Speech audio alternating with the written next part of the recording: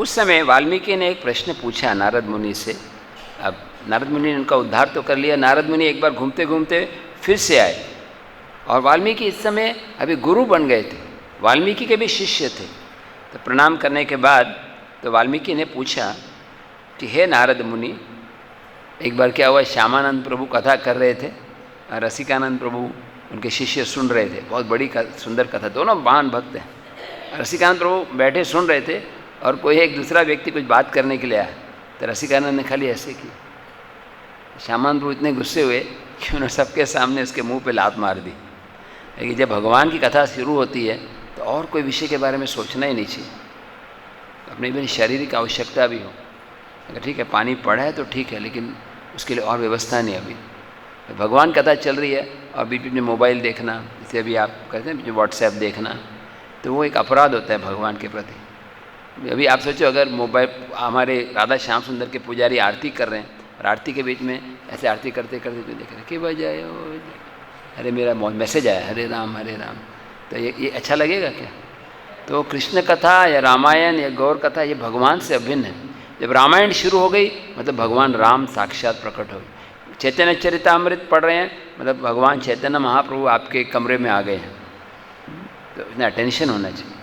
और the principal कभी कोशिश करना चाहिए कि किसी से सेवा नहीं लें। मेरे तो अभी एज के कारण लेना पड़ता है, लेकिन किसी को कहना कि आप मेरे लिए करो, उससे कर्मिक रिएक्शन हो जाता है। Always try to be serve, not to give service to others, है ना। बहुत केयरफुल रहना चाहिए। तो वाल्मीकि ऋषि पूछ रहे हैं नारद मुनि से, हे नारद मुनि, आप तो पूरे ब्रह्मांड में घूमते रहते हो, अब ये बताओ कि इस धरती पे सबसे महान व्यक्ति कौन है? कौन है जो सबसे बड़ा विद्वान है? कौन है जो सबसे सुंदर है, कृतज्ञ है, होशियार है, जो कभी ईर्ष्या से प्रभावित नहीं होता, क्रोध से प्रभावित नहीं होता? कौन है जो तीन जगत की रक्षा करने वाला है? कौन है जिसको लक्ष्मी देवी का पूरा आशीर्वाद है? तब नारद मुनि ने बोला, इस समय धरती पर एक महान राजा हैं जिनका नाम है राम। क्या नाम है? राम। वह इक्ष्वाकु वंश में प्रकट हुए हैं। से सूर्य वंश और चंद्र वंश दो वंश हैं। भगवान कृष्ण प्रकट हुए चंद्र वंश में और भगवान राम प्रकट हुए सूर्य वंश में। तो ये सब सद्गुणों के सागर हैं और अनंत शक्ति के स्वरूप हैं। भगवान राम के इतना सुंदर शरीर है, उनकी आंखें कमल के पंखुड़ी के समान है। उनका कलर जो है, भगवान राम का कलर क्या है?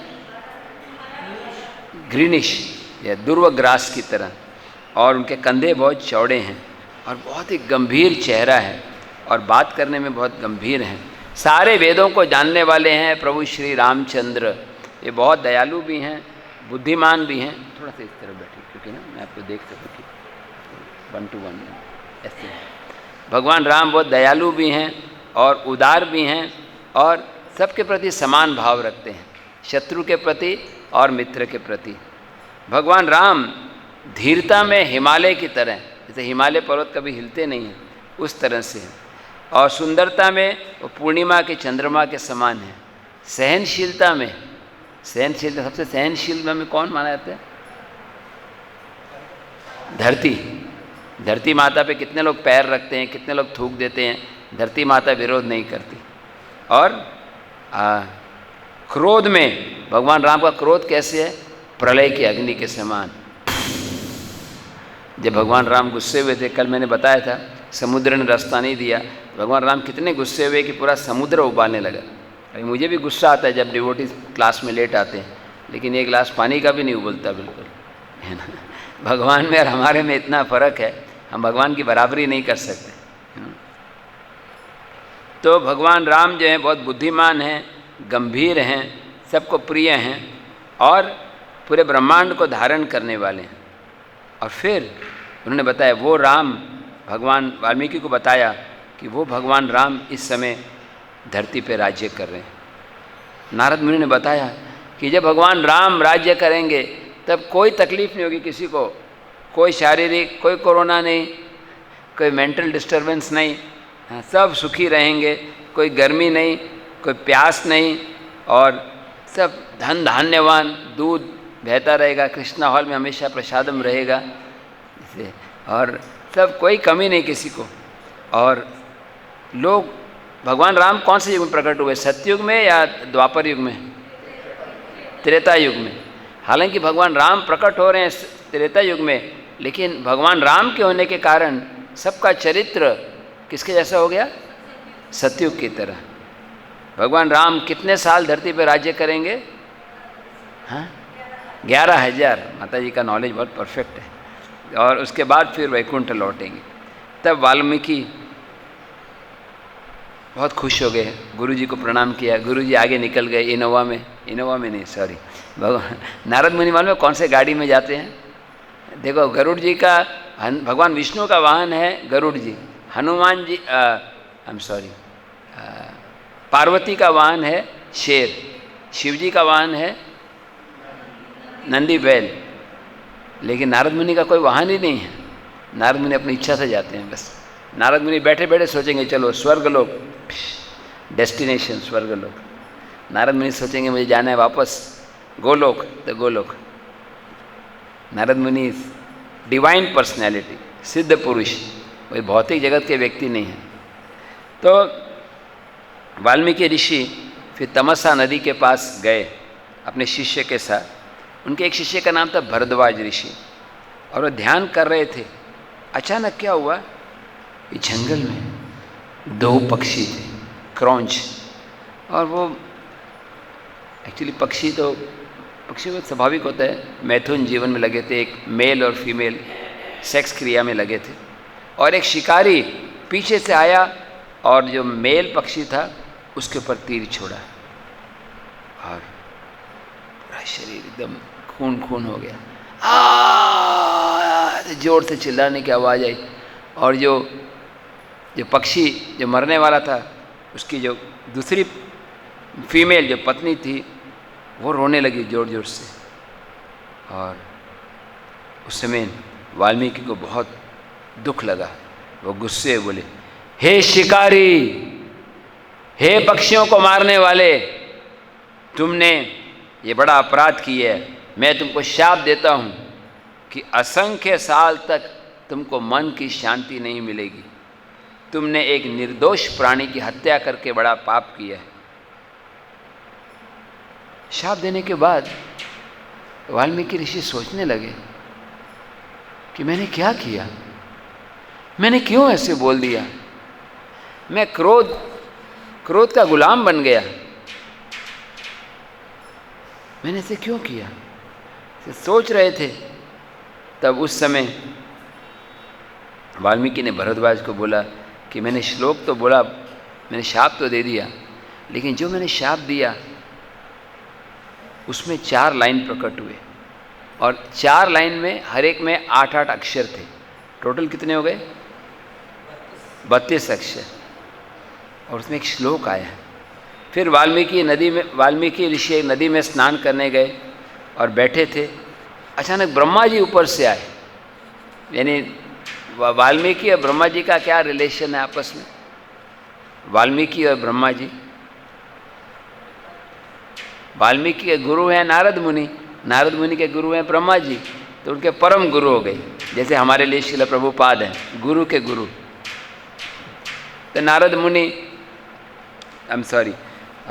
ब्रह्मा जी ने जब प्रवेश किया तो वाल्मीकि बहुत खुश हो गए कि आज मेरे आश्रम में भगवान ब्रह्मा जी क्यों आ गए। बार बार प्रणाम किया, और फिर ब्रह्मा जी ने बताया कि देखो, तुमने जो शाप दिया है वो कोई गलती नहीं है। ये शाप जो है वास्तव में इसका कुछ रहस्य है। ये शब्द मैंने, ब्रह्मा जी बोल रहे हैं, मैंने मेरी इच्छा से तुम्हारे मुंह में प्रकट हुए हैं। अब समय आ गया है, आप भगवान राम की लीलाओं का वर्णन करो, आप रामायण ग्रंथ लिखो, जिससे सबको भगवान की मधुर लीलाओं को सुनने का लाभ मिल सके। अब तुम चिंता को त्याग दो।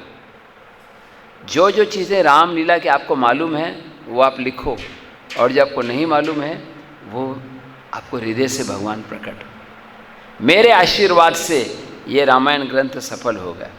जैसे इम्पोर्टेंट पॉइंट क्या है कि भक्ति में हम जो भी करते हैं वो गुरु की कृपा से होता है। श्री गुरु चरण पद्मा केवल भगति सद्मा बंधो मुई सावधान माते। श्री गुरु चरण है, उसी से भक्ति मिलते हैं। गुरु मुख पद्मा वाक्य चित्ते ते कोरी आइक्य। जो गुरु के मुख से वाक्य निकल रहे हैं वही चित्त को शुद्ध करने वाले। आर न करी हो मने आशा।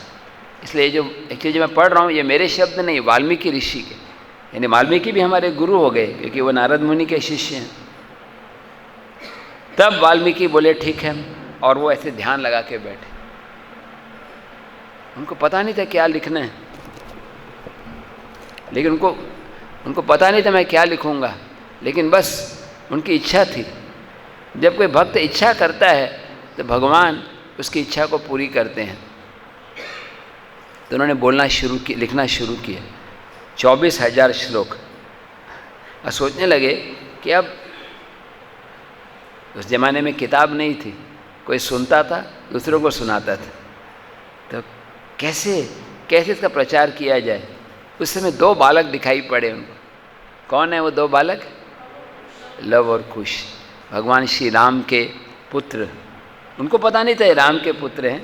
वो अब क्योंकि क्या हुआ था, जब भगवान राम अंत में सीता को वाल्मीकि आश्रम में छोड़ देते और उस समय सीता देवी वहीं पर होती हैं, और तब वाल्मीकि को लगता है कि ये 2 योग्य व्यक्ति हैं। तो पहला नरेशन जब रामायण का लाइव स्ट्रीमिंग हुआ पहली बार वो किसने किया? वाल्मीकि बोल रहे थे और सुनने वाले लव और कुश थे। और ये लव और कुश फिर जाके ब्राह्मणों की सभा में ये कथा बताने लगे, और फिर ये ब्राह्मण को बहुत दिव्य आनंद हुआ और वो आगे बताने लगे। और लव और कुश भी पूरे धरती पे भ्रमण करने लगे। उनका एक सेमिनार होने लगा रामायण पे, जहाँ भी जाते। और भ्रमण करते करते वो अयोध्या पहुँच गए उनको पता नहीं था कि भगवान राम हमारे पिता हैं। अब भगवान राम ने लड़कों को देखा तो उनको आश्चर्य लगा, बोले कोई अच्छी कथा सुना रहे हैं। आपको कैसा लगेगा कि आप पिता हो या माँ हो और आपके बेटे आपकी कहानी सबको सुना रहे हैं, सनक सनातन प्रभु और आपके बारे में माता पिता की कहानी पूरे जर्मनी में सुना रहे हैं तो वो सब जगह पे जाके रामायण सुना रहे थे। भगवान राम उनको बुला कर ले आए। भगवान राम को पता नहीं था। अभी हम जानते हैं भगवान राम को सब कुछ पता होता है, तो भगवान है, लेकिन लीला में कि भगवान ऐसे एक्टिंग करते हैं कि मुझे मालूम नहीं है। तो भगवान राम उनको ले गए और कथा सुनने लगे। इतने मग्न हो गए। प्रभुपाद जी यहाँ बोलते हैं, अगर कोई व्यक्ति भगवान की कथा सुनने में मग्न होता है तो उसको भगवत धाम जाना निश्चित है। जैसे एब्जॉर्प्शन भगवान के नाम में, जैसे अभी आप जप कर रहे थे पूरा दिन, या कथा में या सेवा में, जो भी चीज़ है उसमें पूरा मन लगा के करना चाहिए। ऐसी कथा में एब्जॉर्प्शन होना चाहिए कि वो भूल भी जाए कि भूख लगे 3 बजे के या प्रसाद मॉल में ख़त्म हो जाएगा, कोई एंग्जाइटी नहीं, बस जिस मग्न हो जाए, कंप्लीट एब्जॉर्प्शन। अब वो कहानी बताते हैं कि वैवस्वत मनु के सबसे बड़े बेटे का नाम क्या था? इक्ष्वाकु, है ना। भगवान राम इक्ष्वाकु वंश में है। और ये कौशल प्रदेश का निर्माण किया गया था। भगवान राम प्रकट हुए कौशल प्रदेश में, जैसे ये मथुरा मंडल में कृष्ण प्रकट हुए, भगवान राम कौशल प्रदेश में अयोध्या में प्रकट हुए। और कौशल प्रदेश में एक बहुत सुंदर नदी बहती है जिसका नाम है सरयू नदी। और उस पवित्र इलाके में महाराज दशरथ की नगरी का नाम था अयोध्या। अयोध्या का बहुत डिटेल में वर्णन किया गया, लेकिन मैं पढ़ूंगा नहीं क्योंकि समय हमारे पास सीमित है। महाराज दशरथ ने ब्राह्मणों को बुलाया। एक्चुअली महाराज दशरथ अभी बूढ़े हो गए थे, सब कुछ किया उन्होंने, लेकिन उनको कोई पुत्र नहीं था। महाराज दशरथ के मुख्यमंत्री का नाम था सुमंत्र। तो सुमंत्र को बुलाया और वशिष्ठ को बुलाया और बोला कि देखो कि बहुत समय से मेरी इच्छा थी कि मेरे को एक पुत्र की प्राप्ति हो जिससे वो मेरी पीढ़ी को आगे चला सके, लेकिन अब कोई भी नहीं है मेरे पास। अब मेरी बुढ़ापा आ गया है, तो मैं सोच रहा हूँ कि हम एक यज्ञ करेंगे, अश्वमेध यज्ञ। तो सबने बोला यस, बहुत अच्छा है। और उस समय सुमंत्र ने महाराज दशरथ को साइड में बुलाया, उन्होंने बताया एक बहुत लंबी कहानी, हम बस समय नहीं है। उन्होंने बताया कि एक बार रोमोपाद राजा ने कोई अपराध किया था और उनके कारण उनको राज्य में कुछ अनाज नहीं उग रहे थे। तब उन्होंने किसको बुलाया था? ऋषिशृंग, नाम सुना? ऋषिशृंग। और ऋषिशृंग तो इसीलिए ऋषिशृंग को बुलाने से उनके दुख दूर हो गए। आप ऐसा करिए कि ऋषिशृंग को अगर लाकर उनका विवाह शांता के साथ करा दो तो फिर सब दुख दूर हो जाएंगे। शांता वास्तव में महाराज दशरथ की पुत्री थी, लेकिन राजा रोमपाद और राजा दशरथ दोनों मित्र थे। तो राजा रोमपाद ने बोला कि मेरे को कोई संतान नहीं है, आपकी भी एक ही बेटी है, आप मुझे दे दो। तो महाराज दशरथ ने दे दिया था। तब बहुत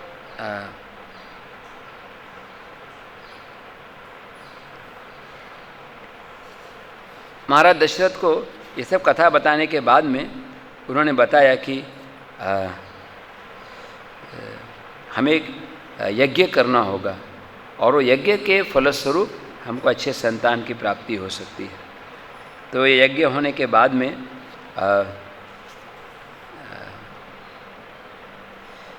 भगवान विष्णु के एक सेवक प्रकट होते हैं यज्ञ के बीच में से, और वो बोलते हैं कि मैं जो आपको ये प्रसाद दे रहा हूँ, इसके आपके 3 पत्नियाँ कौशल्या, सुमित्रा और कैकेयी, आप ये 3 भाग अपने 3 पत्नियों को दे दो। तो महाराज दशरथ ने जितना भी खीर था आधा प्रसाद उन्होंने पहले कौशल्या को दे दिया, और फिर जो बचा 50% उसके 2 भाग किए। जो बचा 25% है वो सुमित्रा को दे दिया 25%, और फिर बचा 25% उसके 2 भाग किए, यानी 12.5% वो किसको दिया? कैकेयी को दिया। और फिर बचा फिर से 12.5% और बचा, वो किसको दिया? सुमित्रा को। तो सबने प्रसाद को ग्रहण किया। अचानक ब्रह्मा जी देवता को बोले, हे देवताओं, बहुत जल्दी भगवान श्री राम प्रकट हो रहे हैं और अपनी लीलाओं का संपादन करने वाले हैं। आप सब भी वानर परिवार में जन्म लेकर भगवान श्री राम की सहायता करो। तो इंद्र ने अपने एक पुत्र उत्पन्न किया जिसका नाम था वाली। सूर्य के पुत्र हुए सुग्रीव, और कुबेर के बेटे हुए गंधमादन, बृहस्पति के बेटे हुए तार, और विश्वकर्मा के बेटे हुए नल। नल और नील नाम सुना आपने? वो आर्किटेक्ट्स थे, विश्वकर्मा के बेटे थे, और उन्होंने ब्रिज बनाने में सहायता की थी, जो रामेश्वरम से लंका। वरुण के बेटे कौन हुए? सुषेण। और वायु के पुत्र हुए पवन सुत हनुमान की। आपकी आवाज़ से लग रहा है आप रावण के पार्टी में हैं। अगर आप राम के पार्टी में जोर से बोलो पवन सुत हनुमान की। चलो अच्छा हुआ आपने पार्टी चेंज कर ली, क्योंकि जीतने वाले पार्टी में आ गए आप। तो इस तरह से सारे वानर प्रकट हुए। जाम्बवंत भी थे। जाम्बवंत का जन्म कैसे होता मालूम है आपको? जाम्बवंत जम्भाई से आता है। एक बार ब्रह्मा जी जब ऐसे यॉर्निंग कर रहे थे, जैसे मेरे लेक्चर में कई बार होता है आपको, तो जम्भाई ले रहे थे, तो जम्भाई के बीच में से जाम्बवंत का जन्म हुआ। और कौशल्या के सुपुत्र भगवान श्री राम, ये चैत्र महीना है ना, अभी चैत्र महीने के कृष्ण पक्ष के नवमी के दिन, जिसको राम नवमी बोलते हैं। आज 19 से परसों होगा राम नवमी ना। हाँ, शुक्ल पक्ष नहीं, कृष्ण पक्ष चल रहा है ना, कि शुक्ल पक्ष चल रहा है? शुक्ल पक्ष। अच्छा, शुक्ल पक्ष, सॉरी, करेक्ट बोला आपने। यस, शुक्ल पक्ष। पूर्णिमा आने वाली है ना, 27 तारीख को पूर्णिमा है, तो शुक्ल पक्ष चल रहा है अभी। तो शुक्ल पक्ष की नवमी के दिन भगवान श्री राम प्रकट हुए, और उसके बाद कैकेयी के एक पुत्र प्रकट हुए, भरत। सुमित्रा के 2 पुत्र हुए, लक्ष्मण और शत्रुघ्न। ये दोनों कौन है? मैंने पहले दिन बताया था, राम, लक्ष्मण, भरत, शत्रुघ्न। ये कौन है? वासुदेव, संकर्षण, प्रद्युम्न और अनिरुद्ध। कैसे याद करना है? वेस्पा, वासुदेव स्कूटर, वासुदेव, संकर्षण, प्रद्युम्न और अनिरुद्ध। तब अयोध्या में बड़ा उत्सव मनाया गया और वशिष्ठ ऋषि जो नामकरण संस्कार करते हैं भगवान श्री राम का, और भरत, शत्रुघ्न और लक्ष्मण, बहुत डिटेल में बताया गया। लेकिन मैं चाहता हूँ कि हम पूरा रामायण कंप्लीट करें, तो फास्ट फॉरवर्ड करके शॉर्ट में बताएंगे। अचानक विश्वामित्र मुनि का प्रवेश हुआ। महाराज दशरथ कितने खुश हुए, बोले हे साधु पुरुष, पुनर्जन्म विजयते। उन्होंने ये नहीं पूछा कि आपका धन कैसा है, आपका प्रॉपर्टी कैसा है, उन्होंने क्या पूछा? हाँ, पुनर्जन्म के विरुद्ध जो युद्ध करना है उसमें आपका कितना प्रोग्रेस है ना? ये इंटरेस्टिंग। तो आप मांगिए, आपको क्या चाहिए? विश्वामित्र बोले कि आपने मुझे बुलाया, ये बहुत मैं प्रसन्न हूँ। मैं एक्चुअली यज्ञ करने जा रहा हूँ, लेकिन जब भी मैं यज्ञ करता हूँ ये राक्षस हैं, सुबाहु और ताड़का और मारीच, ये यज्ञ में आकर खून और मल और मूत्र की बरसात करके यज्ञ को नष्ट कर देते हैं। तो इसीलिए मैं चाह रहा हूँ कि मैं यज्ञ करूँगा और ये असुरों को अंत करने के लिए मैं आपके पुत्र श्री राम को अपने साथ में लेकर जाना चाहता हूँ। मैं निश्चय करता हूँ कि श्री राम विजयी होंगे। जब जब महाराज दशरथ ने शब्द सुना, राम राम राम राम, तो अभी छोटे बालक हैं, वो ये विचार से वो बेहोश हो गए। फिर उनको होश आया और वो बोलने लगे कि आप राम को मत लेकर जाइए, आप मेरा राम अभी सिर्फ 16 वर्ष का है और अभी उसने जो मिलिट्री ट्रेनिंग होती है लड़ाई करने की वो भी सीखा नहीं है और उसने कभी युद्ध में भाग भी नहीं लिया, आप इनको मत लेकर जाइए। या अगर आप चाहते हो राम जाए तो हमारी पूरी दशरथ महाराज का पूरी सेना जाएगी। विश्वामित्र मुनि बोलने लगे कि देखो मैं बूढ़ा व्यक्ति हूँ और राम को मत लेकर जाओ। कौन है ये राक्षस? तुमने वर्णन किया राक्षस का, उसमें से एक है। ये सब राक्षस के जो लीडर हैं उसका नाम है रावण, हिज लोलीनेस रावण महाराज, है ना। तो रावण जो है इसके प्रेरणा से सब कार्य कर रहे हैं। जब रावण का नाम सुन के महाराज दशरथ बोले नहीं, मैं कभी भी अपने प्रिय राम को रावण के साथ लड़ने के लिए नहीं भेजूंगा। वो इतने दुखी हो गए कि बेहोश हो गए। फिर उठे। विश्वामित्र मुनि को बहुत क्रोध आया, बोले हे मूर्ख राजन दशरथ, अभिमान के कारण तुम मेरे वचनों को ठुकरा रहे हो। आज मैं तुम्हें शाप दे रहा हूँ, तुम्हारे पूरे वंश का नाश हो जाएगा। तुमने जो वचन दिया था अपने वचन को पूरा नहीं कर पा रहे। आज मैं कहूँगा कि रघुवंश में कभी ऐसा हुआ नहीं है कि वचन देने के बाद कि वचन को पूरा नहीं करे। अब मैं जा रहा हूँ। और जब वो चले तो सारे धरती कंपने, पैर हिलने लगी, सारे देवता घबरा गए। वशिष्ठ और विश्वामित्र मुनि के बहुत सारे झगड़े हुए थे, आपने सुना होगा। तो वशिष्ठ मुनि जानते थे। उन्होंने बोला महाराज दशरथ को, देखो आप जानते नहीं हो कि आप विश्वामित्र मुनि को नाराज़ मत करो। आपके कई जन्मों के जो सुक्रियाँ हैं, जो इतना आपने अच्छा फल प्राप्त किया है, वो सब नष्ट हो जाएंगे। आप उनको यहीं पर रखिए। आप उनको राम को उनके साथ भेज दीजिए।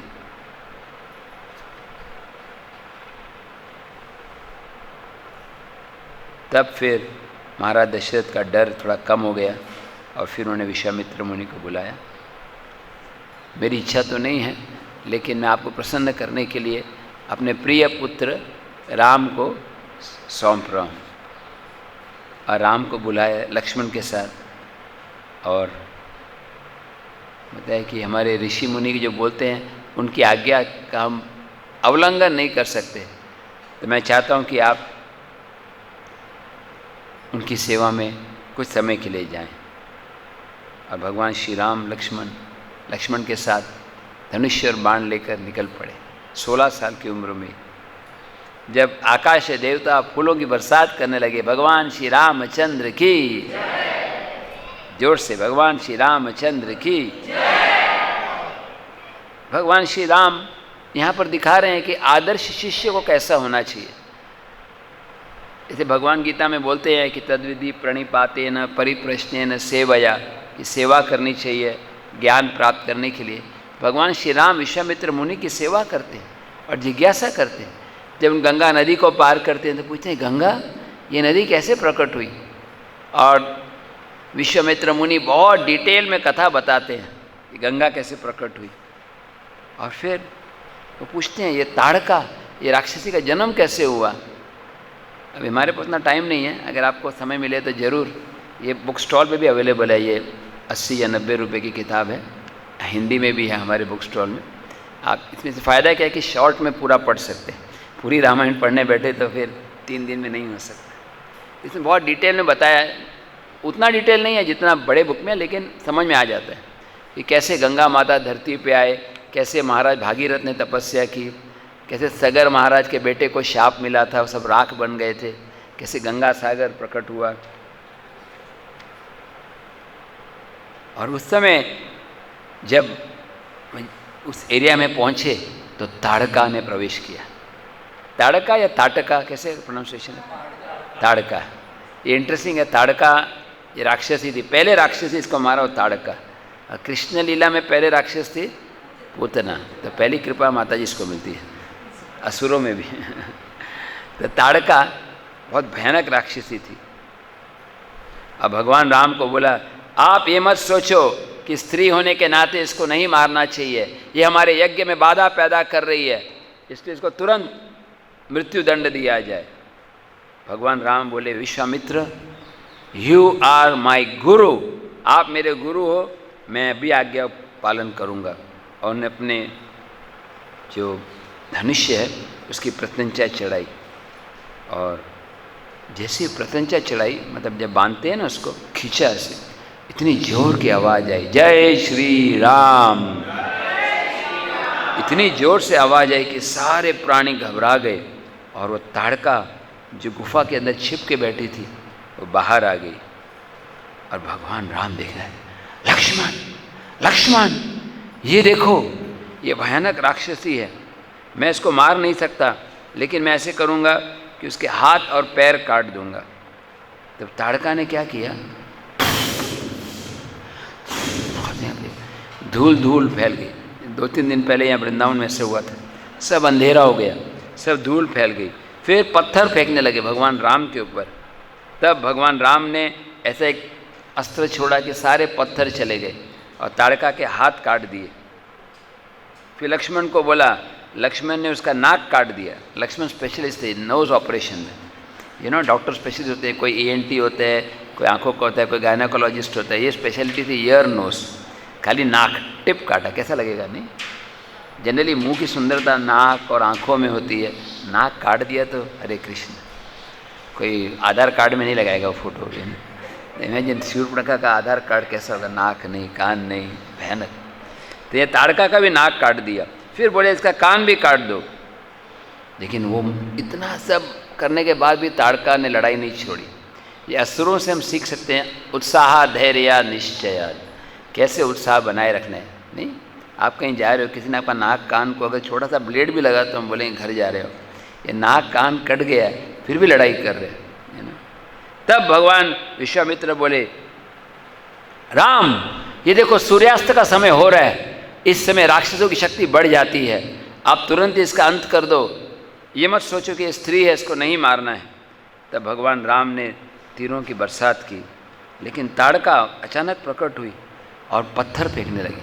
तब भगवान श्री राम ने एक स्पेशल तीर लिया और ताड़का के छाती पे जाके लगा और जमीन पर गिर गई, उसकी मृत्यु हो गई। श्री रामचंद्र भगवान की। और सारे देवता इंद्र वहाँ पर आए और विश्वामित्र मुनि को एक सेक्लूडेड प्लेस, निर्जन स्थान में ले गए। विश्वामित्र, हम बताना चाहते हैं कि भगवान राम जो हैं एक विशेष कार्य के लिए आए हैं। आप उनको पूरा ज्ञान दे दो अस्त्र और शस्त्रों का, जिससे कि वो लड़ाई करने में एक्सपर्ट हो जाए। हम जानते हैं सारा ज्ञान तो भगवान से ही आता है। नहीं, भगवान को ज्ञान देना ऐसा है जैसे समुद्र से पानी लिया जाता है और वो पानी ऊपर जाता है और बादल बन जाते हैं, फिर बादलों की बरसात होती है, वो नदी बनता है और वो नदी का पानी फिर समुद्र में चले जाता है।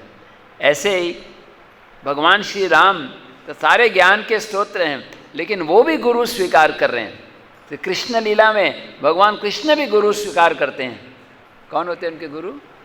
कृष्ण। सांदीपनी मुनि, अवंती है ना, अवंती प्रदेश, उज्जैन। आप गए कभी उज्जैन?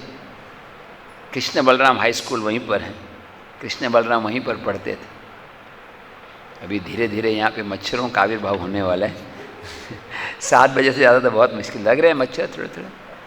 अरे अभी नहीं है, पंखा फास्ट रखेंगे, सब लोग पंखे के नीचे बैठिए, जिससे कि कोई खिड़कियों को बंद रखिए। ये समय ना जनरली मच्छर का आविर्भाव यही होता है, 6 साढ़े 6 बजे उनके प्रकट लीला होती है। थोड़ी देर के लिए बंद रखिए।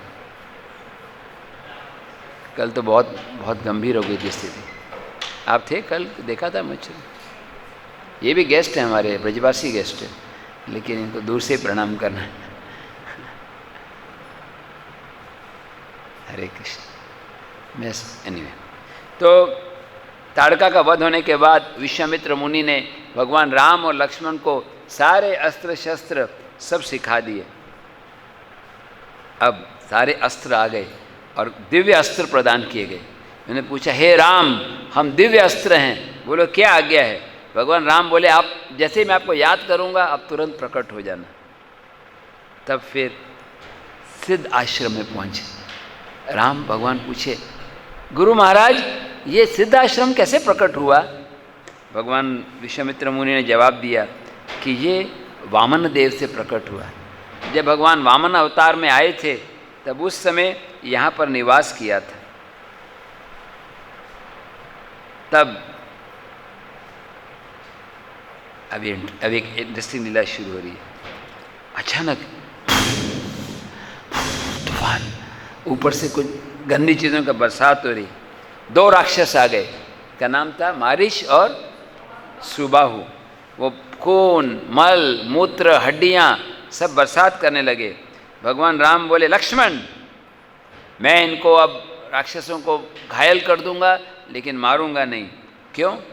क्योंकि इनको अभी मेरी लीला में और भाग लेना है। क्योंकि आप जानते हैं मारीच का रोल था, वो नासिक में आए थे, हिरण बन के आए थे। इसलिए भगवान ने स्पेशल मारीच को इतनी ज़ोर से मारा कि वो 1000 मील दूर समुद्र के बीच में जाके गिरा। कुछ लोग बोलते जगह का नाम मॉरिशियस हो गया, जहाँ पर आइलैंड है मॉरिशियस। और एक और तीर लिया, सुबाहु को मारा और सुबाहु जमीन पर गिर गया, उसकी मृत्यु हो गई। बोलो प्रभु श्री रामचंद्र की जय। अब सारे ऋषि मुनि इतने खुश हो गए। तब अब भगवान राम ने पूछा, और कोई मेरे लिए आज्ञा है? मैं आपको प्रसन्न कर सकता हूँ? तो बोले, आप विश्वामित्र मुनि, सब ऋषि बोले, हम मिथिला जा रहे हैं। मिथिला में महाराज जनक की कन्या सीता का विवाह होने वाला है, उसके लिए स्वयंवर रचा गया है। और वहाँ पर एक बड़ा धनुष्य है।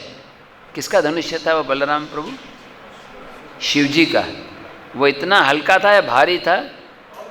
उसको उठाने के लिए कितने? 4 व्यक्ति, कल बताया था 300 व्यक्ति थे। हरे कृष्ण। और वो ऐसे बिल्कुल स्ट्रॉन्ग व्यक्ति थे। उसको एक्चुअली रथ को एक ऐसे टेबल जैसे रखा गया था, उसके व्हील्स थे, पहिए थे, इसको वहाँ से यहाँ ले जाने के लिए। कितना पावरफुल। जब सीता महारानी बहुत छोटी थी, वो खेल रहे थे, और खेलते समय जब उनकी गेंद गिर गई थी तो उन्होंने धनुष्य को ऐसे उठा दिया जैसे परवेश प्रभु अंगूर उठा लेते हैं, या फेवरेट कौन से अंगूर, या आम खा लेते हैं वैसे ना। तब महाराज जनक बोले, मेरी कन्या साधारण नहीं है, तो इसका विवाह भी स्पेशल व्यक्ति से होना चाहिए। तो जो कोई इस शिव धनुष्य को प्रत्यंचा चढ़ा सकेगा, उसको तोड़ सकेगा, वही मेरी कन्या के साथ विवाह कर पाएगा। तब आगे बढ़ने पर रास्ते में एक शिला देखी, अहल्या। एक बार अहल्या के पति का नाम था गौतम ऋषि। अहल्या ने कुछ गलती की थी तो गौतम ऋषि ने उनको शाप दे दिया। क्या शाप दे दिया था गौतम ऋषि ने? पत्थर बन जाओ। तो बोले पत्थर तो बहुत बुरा है, आप चिंता मत करो, आप पत्थर बन जाओगे, लेकिन जब भगवान रामचंद्र आएंगे तो आपका उद्धार करेंगे।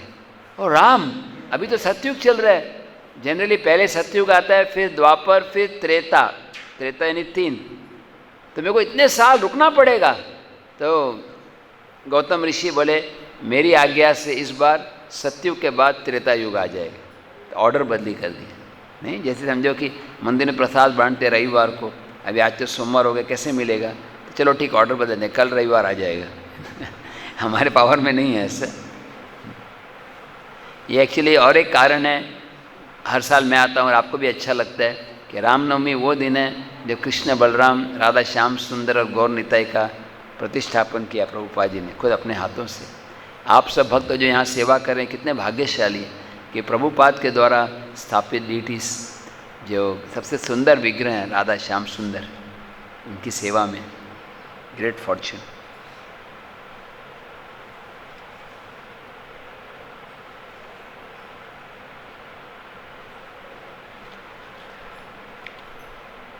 तब भगवान श्री राम, विश्वामित्र मुनि जानते थे कि वही शीला है, तो जानबूझ के उनको उस रास्ते से ले गए और पूरी कहानी बताई कि आप अहल्या का उद्धार करें। प्रभु श्री राम के चरण का स्पर्श करते ही अहल्या का दिव्य रूप प्रकट हो गया और उन्होंने भगवान राम और लक्ष्मण को विश्वामित्र मुनि के साथ स्वागत किया और उनको प्रसाद अर्पण किया। देवता आकाश से फूलों की बरसात कर रहे थे, नगाड़े बजा रहे थे, राम लक्ष्मण की जय। अभी सीता का विवाह नहीं हुआ। इसके बाद वहाँ पर पहुँचे जनकपुरी। आप लोग जनकपुरी गए? मिथिला, ये इसका कुछ भाग जो है महाराज जनक का, ये बिहार में है और कुछ भाग नेपाल में भी है। एक्चुअली जो सीता महारानी का जन्म स्थान है उसको सीतामढ़ी बोलते हैं, वो बिहार में ही है। और कुछ भाग जो है महल का अब नेपाल में है। तो बहुत सुंदर स्थान है, कभी आपको समय मिले तो आप सीता महारानी का जन्म स्थान आपने पढ़ा होगा। जो लोगों ने परम पूज्य राधानाथ महाराज की किताब पढ़ी है जर्नी होम त्रिशार्थ पथिक, उसमें बताया गया कि कैसे वो वहाँ पर थे। तो जैसे यहाँ पे रावल है, रावल राधा रानी का जन्म स्थान है, जैसे सीतामढ़ी जो है सीता महारानी का जन्म स्थान। ये भी इंटरेस्टिंग है कि सीता महारानी का जन्म कैसे हुआ कि महाराज जनक जब अपने हल जोत रहे थे तो हल जोतते समय उनका जो हल का जो नोक है ज़मीन में स्पर्श हुआ और उसमें उनको एक सोने का डिब्बा दिखाई पड़ा, बॉक्स। और जब वो उसको वहाँ से निकाले और खोले तो उसके अंदर सीता महारानी प्रकट हुई। करेक्ट, ऐसी कहानी। सीत, जो हल का नोक होता है उसको सीत बोलते, तो सीता नाम।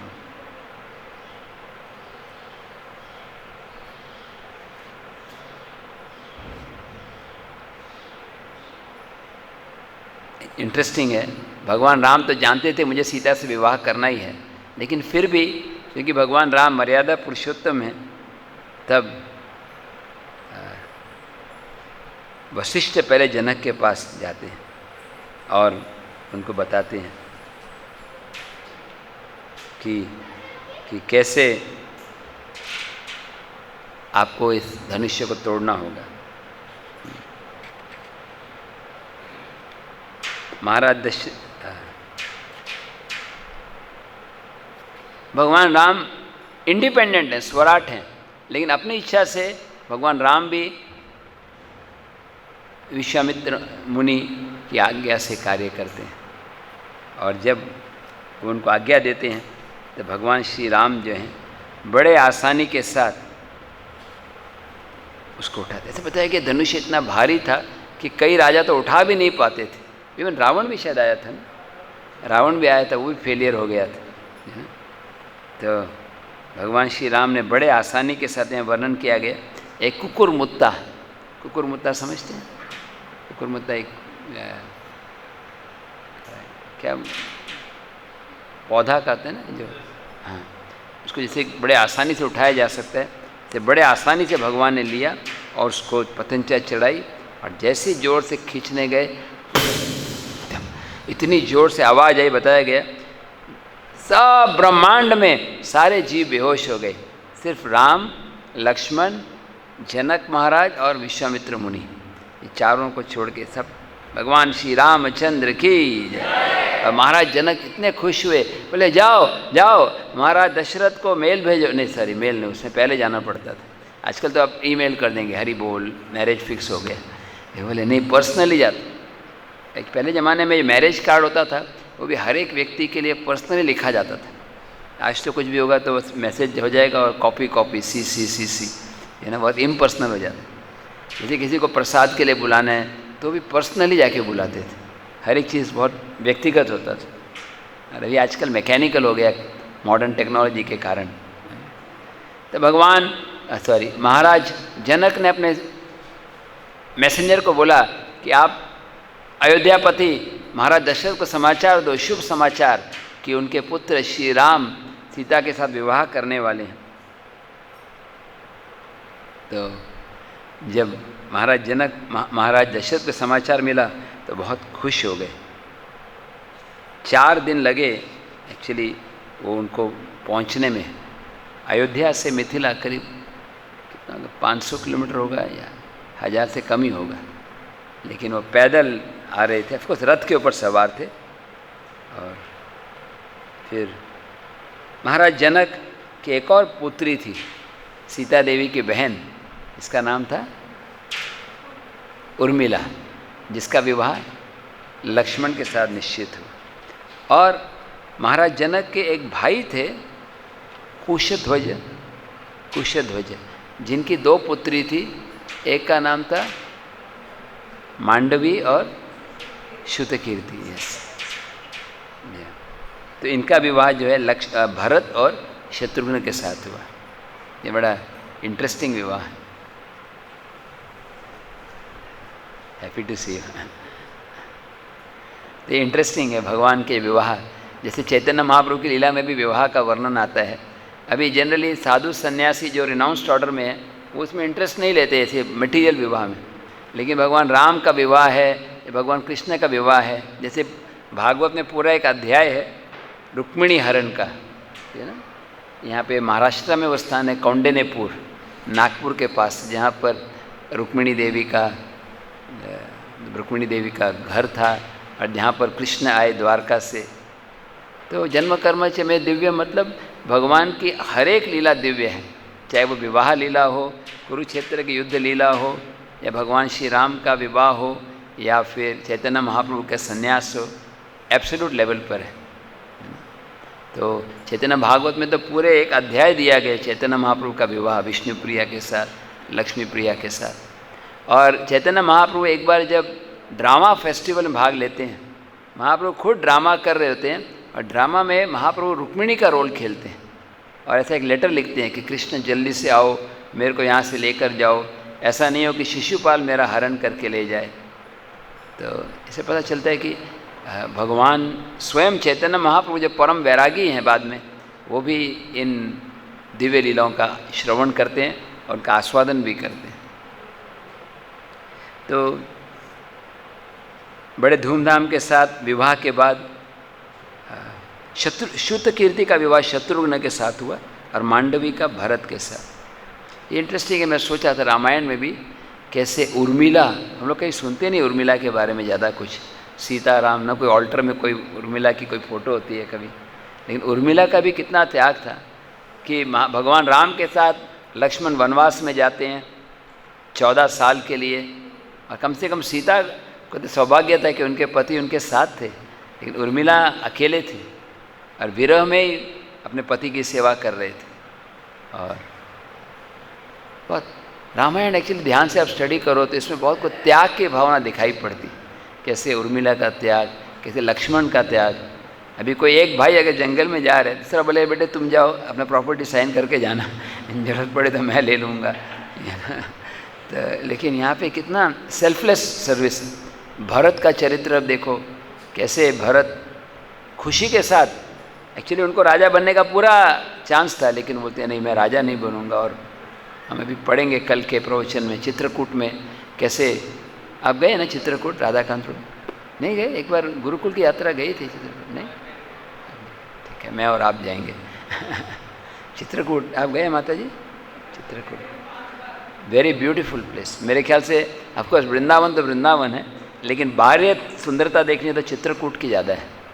Chitrakoot is like still untouched by modernisation.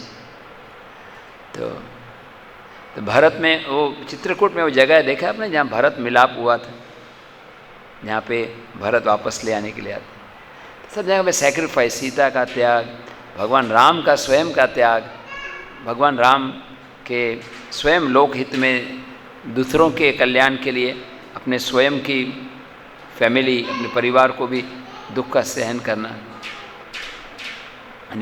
तो विवाह के बाद जब महाराज दशरथ राम, लक्ष्मण, भरत, शत्रुघ्न अपने नवविवाहित पत्नी के साथ जब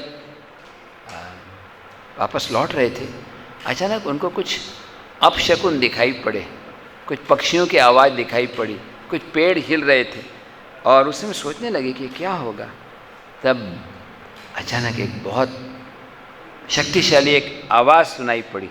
एक व्यक्ति थे जो बहुत दिखने में भीषण लग रहे थे, उनके बहुत लंबी लंबी जटाएं थे और उनके दाएं हाथ में एक फारसा था, एक्स, और बाएं हाथ में धनुष्य था। और सब देखकर आश्चर्यचकित हो गए, ये किसका रूप था? परशुराम। ये इंटरेस्टिंग है, मैं कल बता रहा था, जब हरे राम राम राम हरे हरे बोलते हैं, इसमें राम का मतलब क्या है?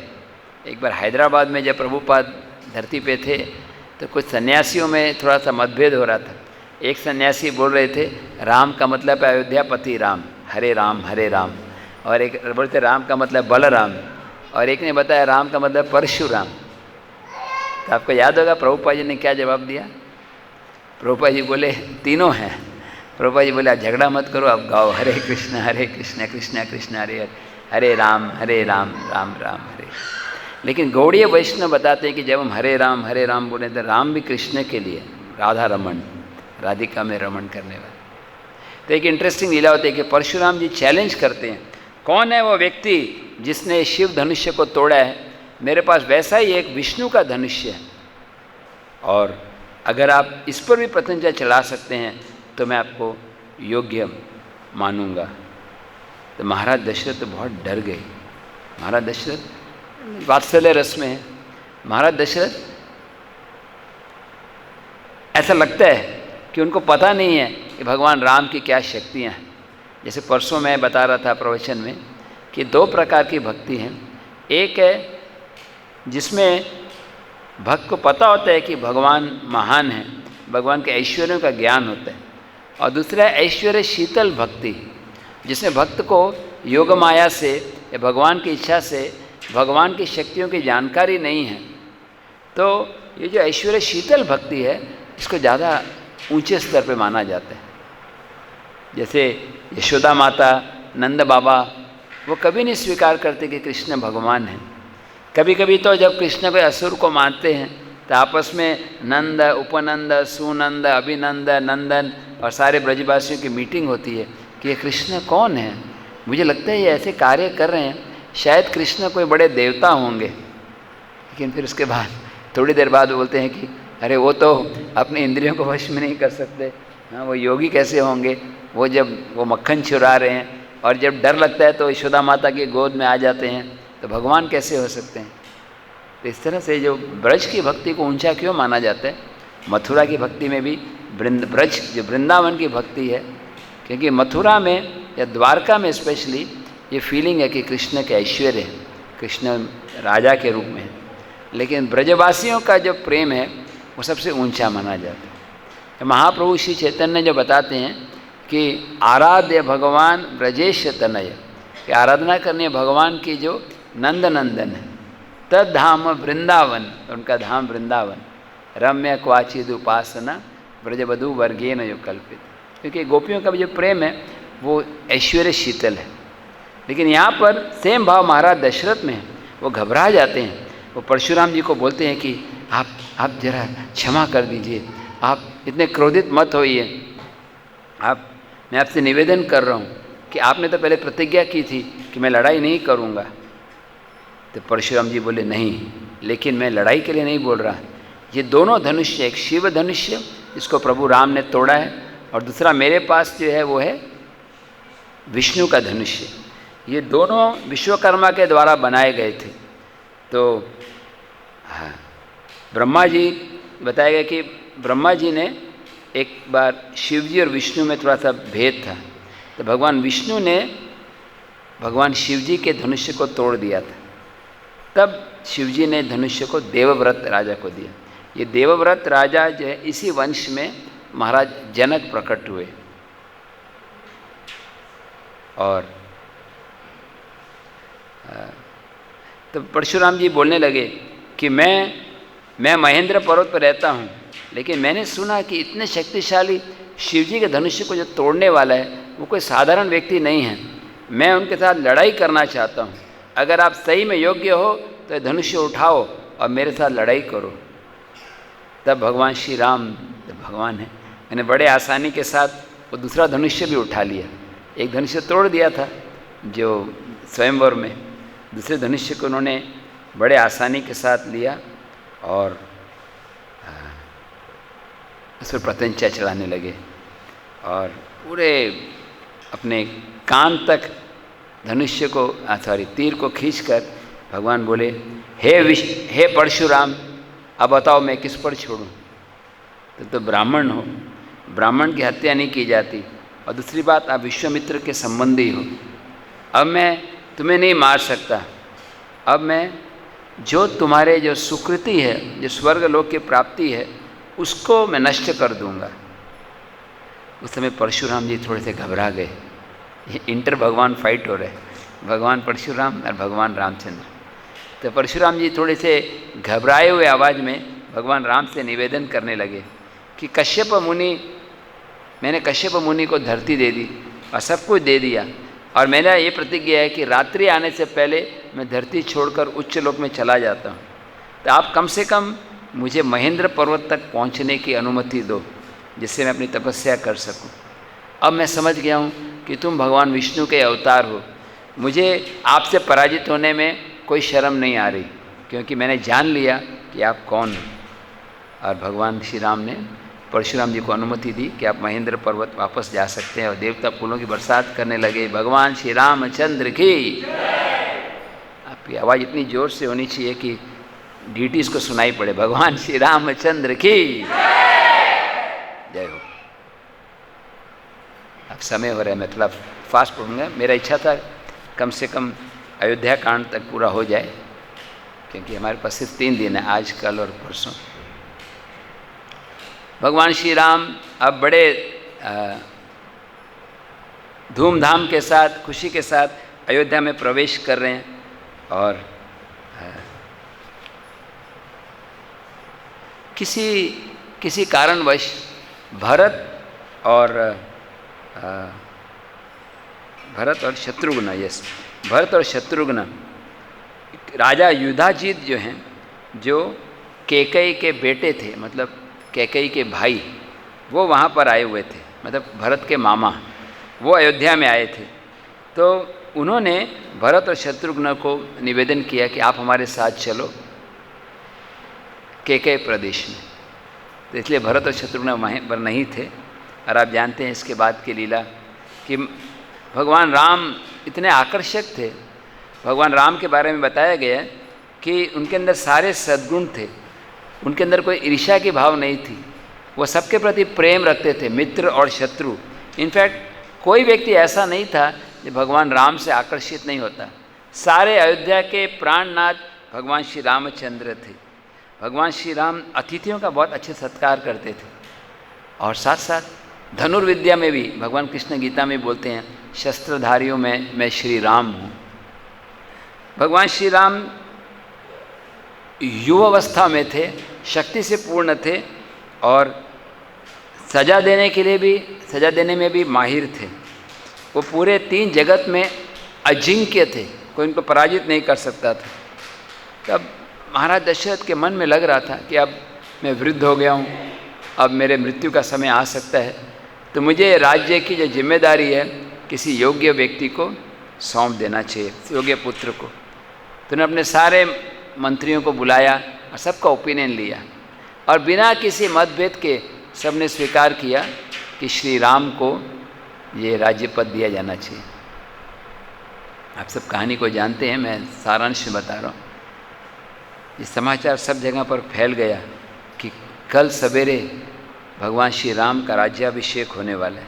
सब तैयारियां कर रहे थे, जो पुरोहित पवित्र जल ले आकर और पूरे समारोह की तैयारी कर रहे थे। और महाराज दशरथ, भगवान श्री राम महाराज दशरथ का आशीर्वाद लेने के लिए आए, और राजा दशरथ इतने प्रसन्न हुए और उनको बताने लगे कि मैं बड़े खुशी के साथ आपको राज्य पद देना चाहता हूँ। इधर ये समाचार कौशल्या को भी मिल गया और सब जगह पर बहुत खुशी की भावना थी। इवन कैकेयी को भी वास्तव में खुशी थी पहले, लेकिन आप कहानी जानते हैं, जब एक्चुअली जैसे मैं कल बता रहा था, भगवान एक तीर से कई निशाने लगाते हैं। भगवान एक तो हमें दिखा रहे हैं कि कैसे मंथरा के संग से कैकेयी का कैसे पोल्यूशन हो जाता है, प्रदूषण। साथ साथ ये भी दिखा रहे हैं कि कैसे भगवान श्री राम चाहते थे कि मैं वन में जाऊं और लीला करूं, जिससे कि असुरों का अंत करूं। इन वन सेंस हम मंथरा को भी ऐसे कभी कभी हम जब सुनते हैं तो बहुत खराब समझते हैं, लेकिन ये सब रोल खेल रहे हैं भगवान श्री रामचंद्र की लीला में।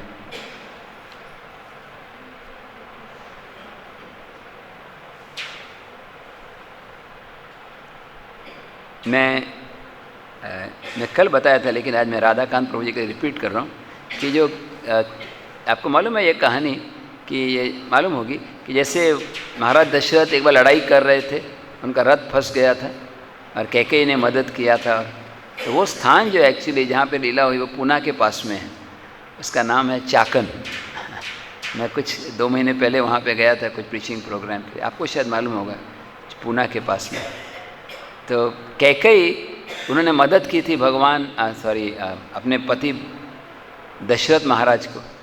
तो दशरथ महाराज ने प्रसन्नता से कहा था कि मैं आपको 2 वरदान देना चाहता हूँ, आप मांगो। तो कैकेयी ने बोला कि मैं अभी नहीं मांगती, मैं इसको बाद में जब मुझे आवश्यक होगा तब स्वीकार करूँ। और अब वो समय आया। मंथरा एक्चुअली यहाँ परपट में बताया गया एक्चुअली कि मंथरा उसको देवताओं ने उसको प्रभावित किया, जिससे वो कैकेयी को ऐसे कड़वे शब्द बोल के उनके मन को परिवर्तन कर सके। तो मंथरा बताने लगी कि तुम समझ लो कि बहुत सारी विपत्ति आने वाली है। तुम जानते नहीं हो कि भगवान श्री राम का राज्याभिषेक होने वाला है और तुम्हें कौशल्या की दासी बनना होगा, तुम्हारे बेटे भरत गुलाम हो जाएंगे। तो कैकेयी पहले तो बहुत खुश होती है कि तो बहुत अच्छा समाचार है, मुझे भरत और राम में कोई भेद नहीं नज़र आ रहा। लेकिन धीरे धीरे मंथरा के संग से कैकेयी की बुद्धि परिवर्तित हो जाती है। मंथरा उनको स्लोली धीरे धीरे बताने लगते हैं कि कैसे राम के राजा बनने से आपको कैसे नुकसान होगा, और धीरे धीरे कैकेयी का मन बदल जाता है।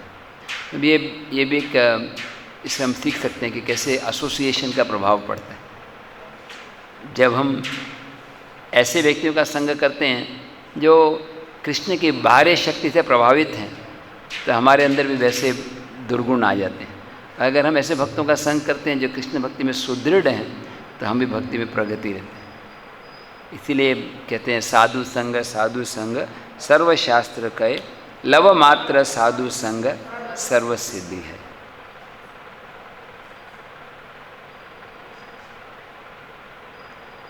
जब मंथरा देखती है कि कैकेयी अब मेरे पूरे कंट्रोल में है, पूरा उसको वश में कर लिया है, तब वो बोलती है कि आप ये 2 वरदान मांगना।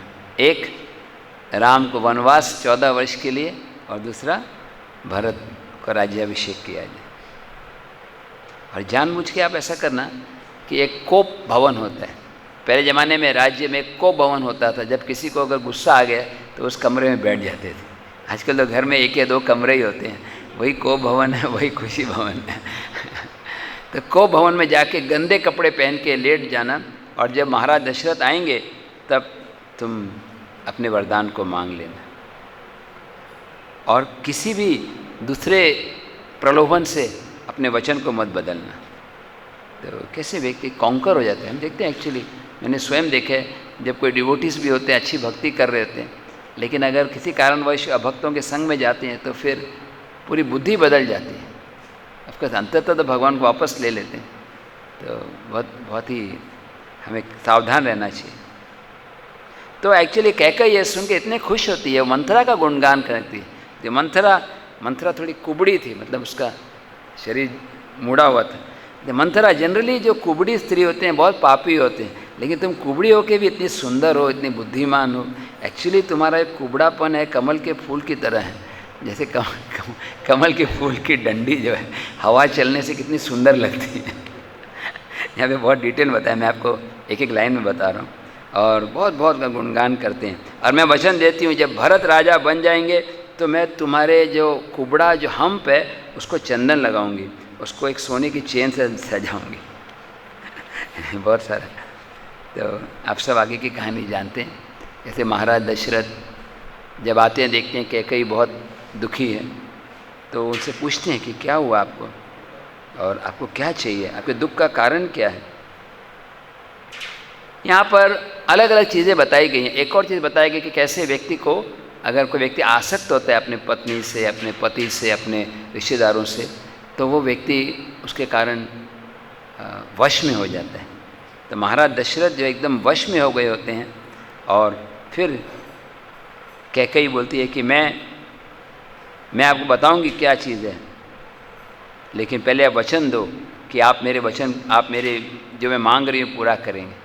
तो महाराज दशरथ पूरा वचन देते हैं कि 12 आदित्य, 11 रुद्र, 8 वसु, ये सब साक्षी रहें कि मैं धर्म का पालन करूँगा। और फिर तब वो अपना वचन मांगते हैं कि राम को वनवास और भरत को राज्य दिया जाए। महाराज दशरथ राम राम राम राम राम कहकर बेहोश हो जाते हैं और फिर उठते हैं और कैकेयी को बोलते हैं कि राम सबके प्रिय हैं, राम ने तुम्हारा क्या बिगाड़ा है, क्यों तुम भरत को राज्य दे सकते हो, लेकिन राम ने क्या पाप किया है इसके कारण तुम उसको वनवास में भेजना चाहते हो। फिर राम के अंदर नम्रता है, सहनशीलता है, सबको मदद करने की प्रवृत्ति है। अगर आपकी इच्छा मैं भरत को राज्य दे सकता हूँ, लेकिन मैं राम को नहीं त्याग कर सकता। तब कैकेयी, इसको पहले ही मंत्रा ने बताया था, व्यवसायात्मिका बुद्धि, अब बदलना मत। तब कैकेयी बिल्कुल निश्चित रही। और थोड़ी देर बाद दशरथ को क्रोध आ गया। हे निर्लज, तुम कैसा क्रूरता दिखा रहे हो, तुम जानते हो अगर राम यहाँ नहीं रहे तो पूरी अयोध्या सूनी पड़ जाएगी और सब लोग मेरा मजाक करेंगे। कौन है ये व्यक्ति, देखो अपने पत्नी के बोलने पे इसने अपने प्रिय पुत्र को त्याग दिया। सब मेरे को कड़वे शब्द बोलेंगे, तुम्हारा भी अपमान होगा। और फिर इस तरह से दशरथ महाराज कैकेयी को डांट भी रहे थे और प्रेम से भी बोल रहे थे, लेकिन अंत में फिर वो कहने लगे कि ये शायद विधाता की इच्छा है।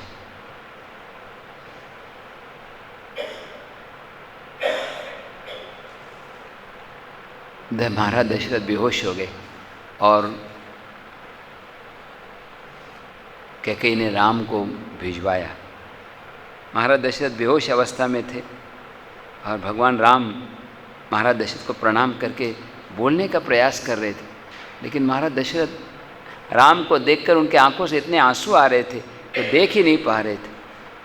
तब उन्होंने कैकेयी से पूछा, क्या कारण है, मेरे पिताजी दुखी क्यों नज़र आ रहे हैं। तब कैकेयी ने बताया, नहीं वो दुखी भी नहीं है, नहीं कोई अपराध हुआ है, लेकिन वो आपको बताने में डर रहे हैं, शायद आपको बुरा लगेगा। और फिर कैकेयी ने वो 2 वचन बताए कि तुम अपने पिता के वचन को पूरा करो कि तुम्हें वनवास में जाना होगा और भरत को राज्य मिलेगा। तो भगवान श्री राम बिल्कुल क्या बोलते हैं, समान भाव में रहे। उनके मन में थोड़ा सा भी ऐसे दुख नहीं हुआ। ऑफकोर्स भगवान राम तो भगवान है, लेकिन लीला कर रहे हैं मर्यादा पुरुषोत्तम के रूप में, जब हम गीता में भी देखते हैं कि समान रहना सुख दुख में। तो भगवान राम एकदम मुस्कुराने लगे और बोले, माता मुझे आश्चर्य हुआ कि तुम्हारे मन में कैसे ये भावना आई कि शायद मैं वचन का पालन नहीं करूँगा। मैं तो निश्चित ये पालन करूँगा। मैं तैयार हूँ वन में जाने के लिए। आप संदेशवाहक को भेज दो कि भरत को बुला लें, तुरंत राज्याभिषेक हो जाए। मैं राज्याभिषेक भरत का कराने में मुझे भी खुशी होगी और मैं मेरे पिता की आज्ञा का पालन करके वनवास में जाऊँगा। तो इस तरह से एक्चुअली बाद में हम सुनते हैं कथा में कैसे महाराज दशरथ जब बेहोश अवस्था से उठते भी हैं तो बोल नहीं पाते और अनेक रूप से भगवान राम कौशल्या के पास जाते हैं, सुमित्रा के पास जाते हैं, कैकेयी के पास जाते हैं। उस समय जब निश्चय होता है कि भगवान श्री राम को जाना है तो लक्ष्मण बोलते मैं भी साथ में जाऊंगा। भगवान श्री राम पहले नहीं ले जाना चाहते थे लक्ष्मण को, लेकिन लक्ष्मण एक्चुअली बलराम जी हैं, आदि गुरु हैं, तो हमें दिखाते हैं कि कैसे हमें सेवा भाव में रहना है। लक्ष्मण पूरे जो 14 वर्ष के जो वनवास में थे, लक्ष्मण हमेशा भगवान राम के साथ रहे और उन्होंने कुछ खाया नहीं, कुछ पिया नहीं और सोए भी नहीं। आप सबको मालूम है कारण? यस राधा मोहन प्रभु, क्या कारण है? क्यों लक्ष्मण 14 साल तक कुछ खाए नहीं, पिए नहीं? किसको मारना था? इंद्रजीत को ये वरदान मिला था कि उसको वही व्यक्ति मार सकते थे 14 साल तक कुछ खाया नहीं, कुछ पिया नहीं हो। हरे कृष्ण। हम लोग रामनवमी में 12 बजे तक फास्टिंग करना भी चैलेंज होता है। एक्चुअली भगवान राम काफ़ी दयालु हैं। भगवान कृष्ण जो रात के 12 बजे तक फास्टिंग कराते हैं, भगवान राम का खाली दोपहर के 12 बजे। तो कितना सेक्रीफाइस की भावना है। और जो भी फल, जैसे वनवास के समय लक्ष्मण को कोई फल मिलते थे तो वो तुरंत उसको अपने धनुष्य के ऊपर लगाकर उर्मिला को भेज देते थे अयोध्या का। ये किताब में नहीं है, ये उधर लोकल अयोध्यावासी जो धामवासी बताते हैं।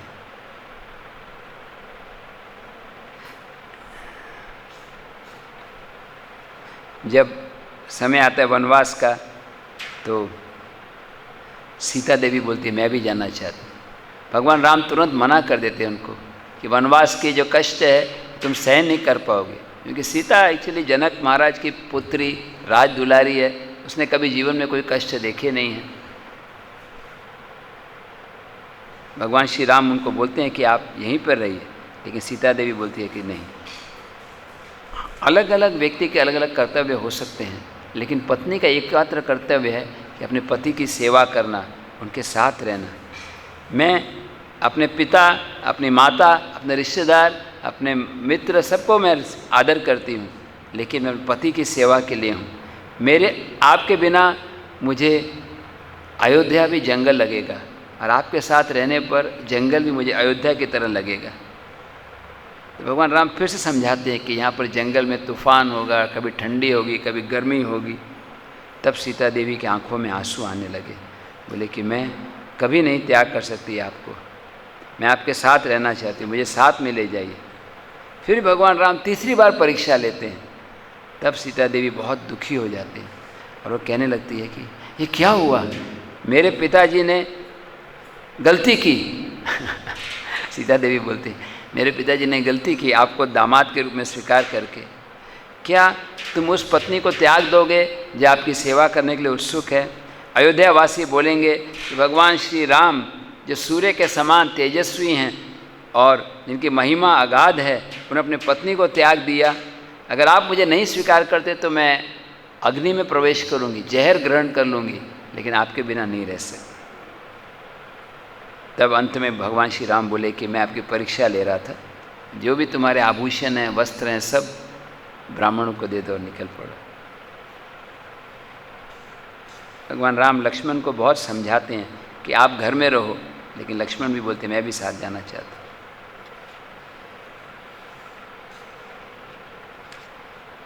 जाने से पहले भगवान श्री राम फिर से महाराज दशरथ के पास जाते हैं, क्योंकि पहली बार जब गए थे तो महाराज दशरथ कुछ बोल नहीं सकते, बेहोश हो गए होते। अब इस बार वो फिर से जाते हैं, उनको होश में लेकर आते हैं और बोलते हैं हे पिताश्री, मैं आपकी आज्ञा लेने के लिए आया हूँ, आपकी इच्छा के अनुसार मैं अब वनवास के लिए जा रहा हूँ और सीता और लक्ष्मण मेरे साथ जा रहे हैं। हालांकि मैंने उनको रोकने का प्रयास किया। महाराज दशरथ बोले, नहीं नहीं जाओ राम, तुम मत जाओ, तुम ऐसा करो, तुम मेरे को बंदी बना लो, मेरे को जेल में डाल दो और तुम जबरदस्ती राजा बन जाओ, कौन तुमको रोक सकता है। भगवान राम मुस्कुरा कर बोले, हे पिताजी, मेरी ऐसी कोई इच्छा नहीं है राज्य करने की। दशरथ बोले, ठीक है, अगर आप जाना ही चाहते हो तो एक दिन और रुक जाओ, एक दिन और रुक जाओ। भगवान राम बोले कि देखो कि मेरी आज्ञा है, सॉरी आपकी आज्ञा है, कैकेयी की आज्ञा है, मैं तुरंत ही जाना चाहिए। और महाराज दशरथ भगवान राम को प्रेम से गले लगाते हैं, लेकिन जैसे सुनते हैं कि राम जाने वाले हैं तो फिर से बेहोश हो जाते हैं। सुमंत्र जो भगवान महाराज दशरथ के मेन मंत्री थे, वो बहुत क्रोधित होकर कैकेयी को डांटने लगते हैं, हे क्रूर स्त्री, तुम मूर्खता कर रहे हो, राम को वनवास में भेजने से तुम अपने पति के हत्या के कारण बनोगे, तुम भरत को राज्य देना चाहते हो, लेकिन राम को वनवास भेजने की क्या जरूरत है। और तब सुमंत्र ने एक कहानी बताई, ये बहुत इंटरेस्टिंग कहानी है कि एक बार तुम्हारे पिता, मतलब कैकेयी के पिता जिसका नाम था केकया, ये बड़ा इंटरेस्टिंग है ना, केकई, मतलब आ का ई किया तो बेटी का नाम हो जाता है या कभी पत्नी का नाम हो जाता है। तो केकई के जो राजा थे उसको एक बार आशीर्वाद मिला था कि आप जानवरों की भाषा समझ सकोगे। तो बोले, मैं आपको एक कंडीशन बताता हूँ कि जो मैं आपको आशीर्वाद दे रहा हूँ, आप पक्षी के, पशु के, मोर के सब लैंग्वेज समझ सकेंगे। बड़ा इंटरेस्टिंग होगा नहीं? अभी हम जनरली बंदर चश्मा उतार लेते हैं ना, तो अगर लैंग्वेज मालूम पड़ जाए कल किसका हुआ था ना, आपका चश्मा चला गया था ना, चश्मा चला जाता है बंदरों के द्वारा, तो उसकी लैंग्वेज पता हो तो बहुत यूज़फुल होगा। तो वो ये मैं आपको भाषा बता रहा हूँ, लेकिन एक कंडीशन है, प्रभाकर प्रभु ध्यान से सुनिए। ये कंडीशन क्या है कि अगर आपने जो जानवर ने बोला है वो अगर आपने किसी को बता दिया, जैसे जानवर बोल रहा है मेरे को रोटी चाहिए, हाँ, बंदर बोल रहा है मुझे प्रभाकर की प्लेट की रोटी चुरानी है तो अगर आपने ये बात बता दी किसी को कि वो क्या बोल रहा है, तो तुम्हारी मृत्यु हो जाएगी। तो एक बार क्या हुआ, एक ये राजा थे केकई, एक पक्षी की आवाज़ आई, जोर से चिल्लाने की आवाज़ आई, कुछ बोल रहा था और वो हंसने लगे, उसको समझ में आ गया मीनिंग। तो केकई की पत्नी, मतलब केकई की माँ, केकई राजा का नाम था, केकई बेटी का नाम था, और उसकी पत्नी केकई की पत्नी ने सुना और वो बोले, क्यों हंस रहे हो, अब मेरे ऊपर हंस रहे हो, क्या मैंने गलती की है। तो बोले, नहीं नहीं नहीं, तुम्हारी गलती नहीं है, कोई ये जो पक्षी है बोल रहा था वो मैं समझ गया, लेकिन आपको नहीं बता सकता, क्योंकि मैं बताऊंगा कि क्या बोला तो मेरी मृत्यु हो जाएगी। तो बोली कि तुम मरो या जियो, मुझे क्या लेना देना आप मेरे को बताओ कि क्या उसने बोला। तब वो बताने लगे, अभी क्या किया जाए। वो ऋषि के पास गए जिसने आशीर्वाद दिया था कि अब मैं क्या करूं, अगर मैं बताऊंगा कि क्या बोला तो मेरी मृत्यु होगी, नहीं बताऊंगा तो पत्नी नाराज होगी। तो बोले, मत बताओ, जाओ पत्नी को डांट दो, बोलो चुप हो जाओ। तो वो गए और पत्नी को डांट दिए और जीवित रहे। तो सुमंत्र बोल रहे हैं, महाराज सुमंत्र एक कहानी बता रहे हैं अब किसको, कैकेयी को, कि तुम अपने पति के मृत्यु के कारण बन रहे हो, जाओ दशरथ महाराज के पास जाओ, अपनी गलती को स्वीकार करो, राम को राज्याभिषेक कराओ। तब भी कैकेयी मानने को तैयार नहीं। तब महाराज दशरथ ने आज्ञा दी, सुमंत्र जाओ, एक अक्षौणी सेना लेकर आओ, सबको लेकर आओ, और सब अब भगवान राम को जब जाने का समय आ रहा है तो ये सब उनको लेकर जाएंगे, सारे राज्य को बोलो वहीं पर चले जाएं, अयोध्या जंगल बन जाएगा, जंगल अयोध्या बन जाएगा। तो कैकेयी बहुत घबरा गई, ये क्या हो रहा है, आप भरत को राजा बनाओगे और पूरी सेना को लेकर चले जाओगे तो मेरे भरत को क्या मिलेगा। इस तरह से महाराज दशरथ बहुत कठोरता से बोलने लगे कि भरत को राज्य देने वाला हूँ, तुम ऐसा कुछ नहीं कर सकते। फाइनली जो एक मंत्री थे, एक और, इसका नाम था सिद्धार्थ। ये बहुत लंबी कहानी। लास्ट में जब जाने का समय आता है तो सीता को कपड़े पहनाने होते हैं, जो क्या बोलते हैं, ट्री बार्क को क्या बोलते हैं राधाकांत? ट्री बार्क, वलकल ना, वलकल, जो पेड़ के जो बार्क्स होते हैं, हाँ पेड़। तो कैकेयी पर्सनली ऐसे कपड़े लेकर आती है राम को पहनाने के लिए, और भगवान राम स्वीकार कर लेते हैं। लेकिन जब सीता देवी देखती है तो उसकी आंखों में आंसू आने लग जाती है। वो ऐसे कपड़े पहन नहीं पा रहे थे, तब उनकी आंखों में आंसू आने लगे। और वशिष्ठ मुनि को गुस्सा आ जाता है, कैकेयी को वो भी डांटने लगते हैं कि सब लोग राम के साथ जा रहे हैं, भरत और शत्रुघ्न भी चले जाएंगे, एटलीस्ट सीता देवी को अच्छे ड्रेस में जाने दो। लेकिन सीता देवी बोली नहीं, मैं भी जंगल के वेश को स्वीकार करना चाहती हूँ। और अंत में भगवान श्री राम निकल पड़ते हैं। महाराज दशरथ आखिरी समय तक रथ की जो धुआं, रथ की जो मिट्टी निकल रही थी उसको देखते रहते हैं, और फिर इस तरह राम को याद करते हुए बेहोश हो जाते। कल हम लोग कंटिन्यू करेंगे। एक्चुअली मेरी कोई योग्यता नहीं है, आप देख रहे हैं, मैं तो एक थोड़ा सा पुस्तक को देखकर पढ़ने का प्रयास कर रहा हूँ, लेकिन ये एक्चुअली लीला, स्पेशली रामनवमी के अवसर पर पढ़ना बहुत प्यूरिफाइंग एक्सपीरियंस है। हम लोग थोड़ा 5 मिनट कीर्तन करेंगे। जैसे आपको पता होगा हमारे इस्कॉन के कई सीनियर भक्त और जूनियर भक्त, सब लोगों को कोविड का ये चल रहा है, तो रोज़ शाम को हम यहाँ भक्त 5-10 मिनट कीर्तन करते हैं। स्पेशली पंकज आंगरी प्रभु का आपको रिपोर्ट पता चला होगा, आज का भी काफ़ी सीरियस है उनका हेल्थ, और ऑक्सीजन लेवल और ज़्यादा ज़रूरत पड़ रही है उनको।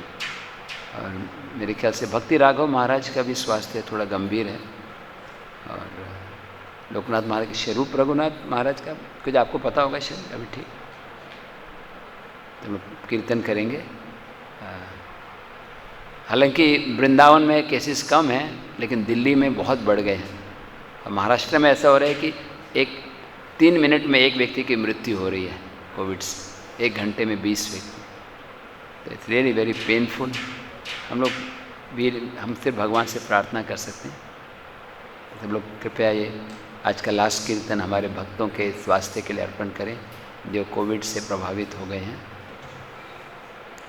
जय श्री कृष्ण चैतन्य प्रभु नित्यानंद, श्री अद्वैता गदाधर श्रीवासादि गौर भक्तवृंद।